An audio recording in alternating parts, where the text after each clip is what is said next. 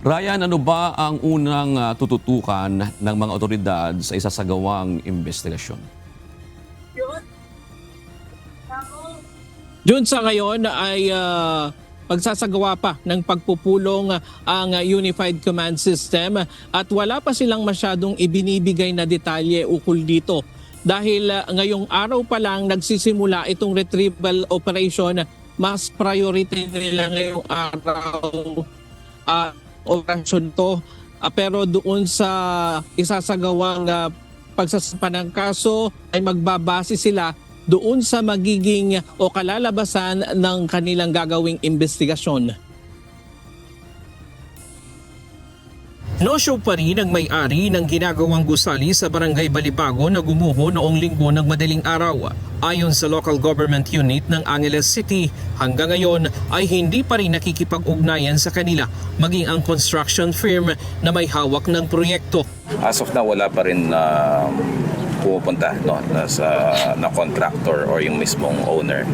Ganun pa rin yung sa day one, yung pa rin nagpakilalang kaibigan lang ng owner ang nagpunta at saka yung site engineer.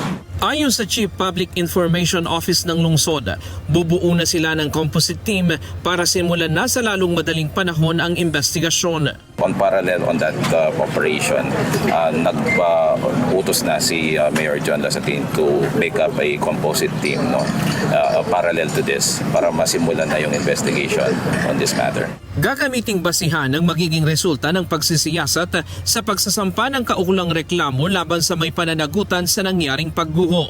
Samantala, hindi alam ni Evelyn kung paano sila magsisimula ngayong wala na ang kanyang 68 anyos na amang construction worker. Ang kanyang ama ang pangunahing sumusuporta at nagpapaaral sa dalawa niyang kapatid sa kabila ng katandaan nito.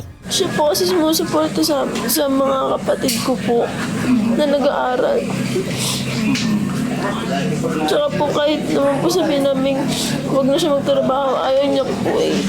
Kasi nga daw para din daw po sa mga kapatid ko. Isa ang labi ng kanyang amang si Mang Porperio sa 4 na na-retrieve ng mga rescuers sa unang araw ng search and rescue operation. Panawagan naman ni Evelyn sa may-ari ng bumagsak na building, makonsensya na at magpakita sa kanila.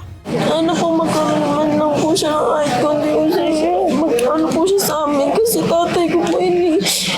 Masyado po malaking kawalan sa amin yun eh. Lalo po sa mga kapatid ko.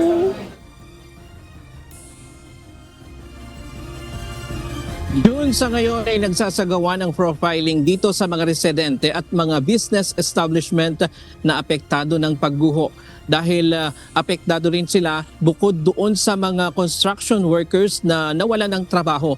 At yung sinasabi nilang bilang kanina na 16 at hindi pa tiyak yan dahil sabi ng Unified Command System nagbabase lamang sila doon sa ibinibigay na ulat sa kanila na lalo na yung nakaligtas na site engineer na nagbigay ng kanyang statement. Pero ayon doon sa mga nakakausap natin at maging doon sa mga residente dito, may mga pamilya dito sa mga barracks kung saan ay doon yung naging sentro ng pagguho nitong gusali. At sabi nila mayroon pang mga mag-asawa na nagtitinda na doon nakatira na posibleng natabunan din. San muna ang latest mula dito sa Angeles City. Balik sa iyo, June.